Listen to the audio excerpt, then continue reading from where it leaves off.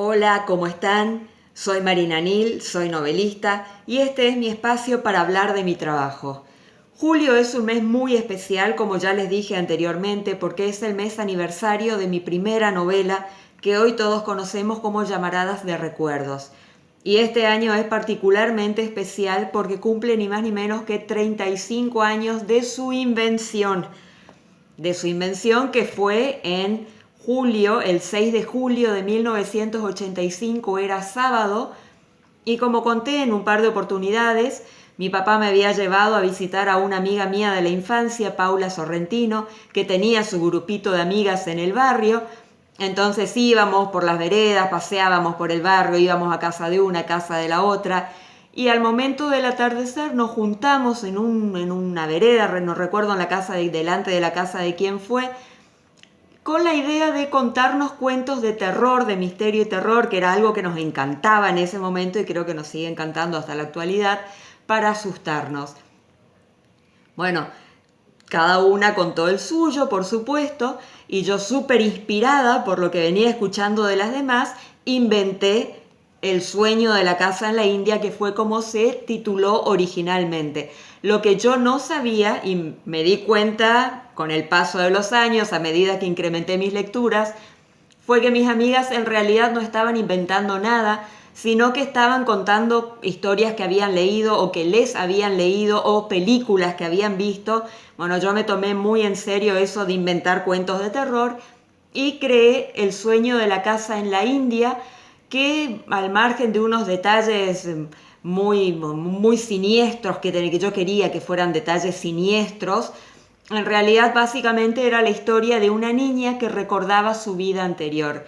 Y esto motivado también por un programa especial que había visto de un programa de televisión que se llamaba Increíble pero Real, algo por el estilo, que había mucho en esa época, que justamente mostraron el caso de una persona que tenía sueños recurrentes y se había puesto a investigar y descubrió que los sueños que tenían en realidad habían sido la vida de una persona que vivió en un lugar muy lejano, por supuesto, en una época pasada, y se dejó entrever la posibilidad de que fuera la reencarnación de aquella persona. Claro, ubíquense un poco en tiempo y espacio. 1985, Resistencia, Chaco, Argentina, no había internet, no había la cantidad de bibliografía New Age que tenemos ahora, donde reencarnación es pan de cada día, no había nada de nada. Quitando ese programa especial que yo había visto y algunos comentarios que escuchaba por ahí, no tenía la menor idea de nada y con eso quise construir una historia. Y básicamente era la historia de la familia Grün, que estaba en Alemania, que era un matrimonio joven con dos hijos, Jack y después Agnes, que eran muy seguidos los niños, que por accidente, por casualidad, conocen a una mujer que se llama Rosalie, que los vincula con otra familia, una familia inglesa apellidada Brown, que estaba viviendo en la India. ¿Qué hacía una familia inglesa? Bueno, sabemos que los ingleses están por todos lados, no era eso, sino por qué la India sería la pregunta. La verdad que a estas alturas, 35 años después, no me acuerdo, pero vivían en la India.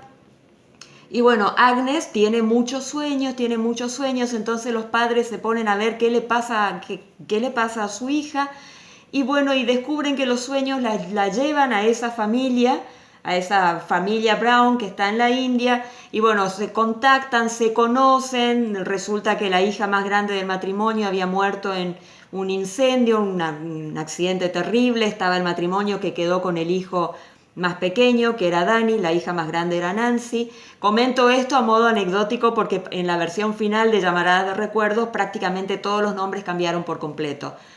Había algunas amigas, estaba la muñeca también, que es un elemento importante, finalmente fue un elemento muy importante en la novela. Y bueno, y se conocen, pero hay situaciones muy tremendamente fantásticos para lo que es mi mente racional hoy por hoy, que todo tiene que ser posible por más fantástico que sea. Por ejemplo, que siendo Agnes la reencarnación de Nancy, el fantasma de Nancy aparece y lo destroza a Jack en un ataque de celos. Por ejemplo, si está reencarnada de nuevo en otro cuerpo, no puede aparecer un fantasma. Bueno, esas cosas a mí a los 12 años yo no me lo planteaba, directamente lo hacía. Hoy día sería mucho más cuidadosa con cuestiones mucho menores incluso, lo soy. Hago mucha investigación antes de darle pie a una situación. Bueno, esta era la historia original que yo empecé a escribir. Esbocé muchas ideas desde julio hasta noviembre, diciembre de ese mismo año. Tenía incluso trazados los nombres, los perfiles psicológicos, muy básico esto, porque yo no sabía ni qué era un perfil psicológico. No sabía si iba a tener buen carácter, mal carácter, si iba a ser una persona sincera, mentirosa, ese tipo de cosas nada más. Físicamente cómo iban a ser. Y ya había esbozado algunos comienzos, algunas ideas, tenía anotada. Lástima que tiré mucho de este material porque en realidad eran apuntes de paso, no era algo para atesorar. Hasta que, no recuerdo si a finales de noviembre o comienzos de diciembre, me senté realmente a escribir la novela. Y literalmente me senté a escribir la novela de diciembre a marzo. Fue bastante rápido, pero también así lo que salió. Ya se los mostré rápidamente, se las voy a volver a mostrar muy rápidamente porque no es algo de lo que me enorgullezca. Si bien esto fue lo que posibilitó todo lo que vino a continuación y en ese sentido esta novela marcó un antes y un después en mi vida. Además que apareció en un momento muy especial y era que yo había terminado el 7º grado y estaba por empezar la secundaria, bueno, con toda la expectativa y los nervios que eso conllevaba. Me sentaba a escribirla. Escribía escuchando música. Teníamos una colección de música clásica que se llamaba La música más hermosa del mundo y había uno de los discos que en una de sus caras tenía el primer movimiento del concierto número 1 de Tchaikovsky, tenía también el concierto de Varsovia de Adinzel y tenía Rapsodia en azul de Gershwin. Y bueno, yo ponía, porque esa música era un poco melancólica, un poco misteriosa, un poco terrorífica para mí, a mi manera de interpretarlo a los 12 años. Entonces era poner y poner y poner y poner. Debo haber gastado ese disco y no sé cómo le debe haber quedado la cabeza a mi familia que convivía conmigo y estaba todo el día escuchando el mismo disco, que en realidad eran mi mamá y mis hermanas, porque mi papá trabajaba mucho, no estaba casi en todo el día. Y bueno, y una anécdota más era que yo escribía en una Hermes Baby, que tenía una letra pequeñita manuscrita, que era la máquina de escribir de mi mamá. Entonces yo me sentaba en una mesa ratona que había hecho mi abuelo paterno era ebanista, y desde esa mesa yo miraba a través de las ventanas, miraba el patio de adelante y miraba la calle.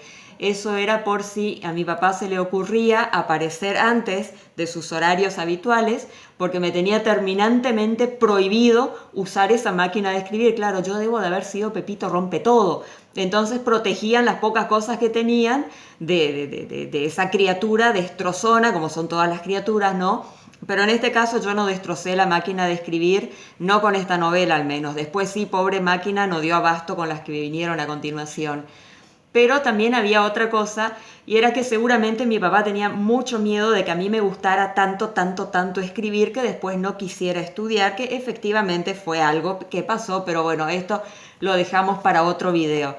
Les muestro de nuevo, por si no vieron el video anterior, esta es una copia que me quedó de la primera versión de mi novela, El sueño de la casa en la India, así se llamaba. Ya están todas las hojas envejecidas.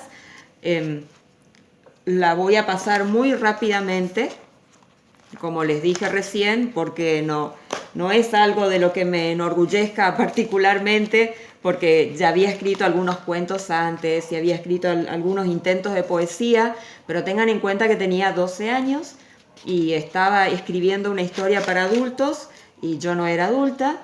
Y además me faltaba no solo madurar y ser adulta y poder ver las situaciones con ojos de adulta, sino que me faltaba madurar muchísimo literariamente.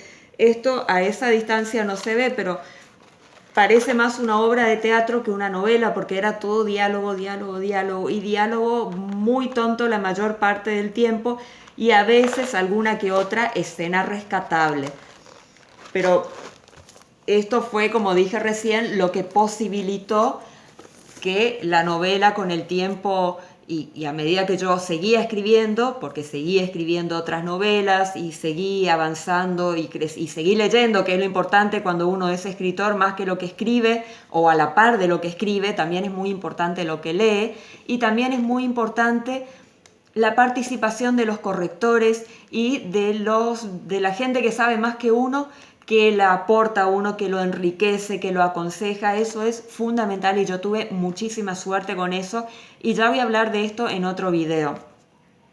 Por ahora, bueno, quería comentarles eso, quería contarles cómo había sido el inicio de Llamaradas de Recuerdos y en próximos videos también voy a hablar de cómo fue puntualmente cada una de las correcciones hasta llegar al libro que tengo hoy y rescato lo que dije en el video anterior, que generalmente nos dicen a los novelistas que sí, tenemos que escribir una primera novela, pero que nos olvidemos de publicarla porque va a tener todos los vicios y los fallos del mundo y va a ser incorregible, pero que es necesario para tomar experiencia, ir puliendo el estilo, ir mejorando hasta llegar a la novela que uno sí va a publicar.